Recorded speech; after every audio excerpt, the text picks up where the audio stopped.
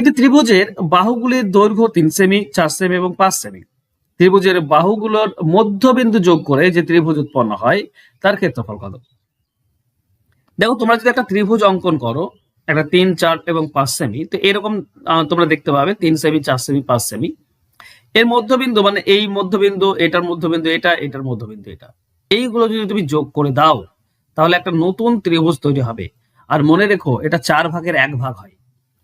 এটা 4 ভাগের 1 ভাগ, মানে এটা 1 ভাগ, এটা 1 ভাগ, 2 ভাগ, এটা 1 ভাগ, 3 ভাগ, এটা 1 ভাগ, 4 ভাগ।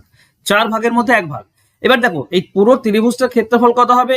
না হাফ ইন্টু ভূমি ইন্টু উচ্চতা, মানে কাটাকাটি করলে 6। কেন? কারণ এটা 3 তো আমি দেখতে পাচ্ছি লম্ব, আর ভূমি 4।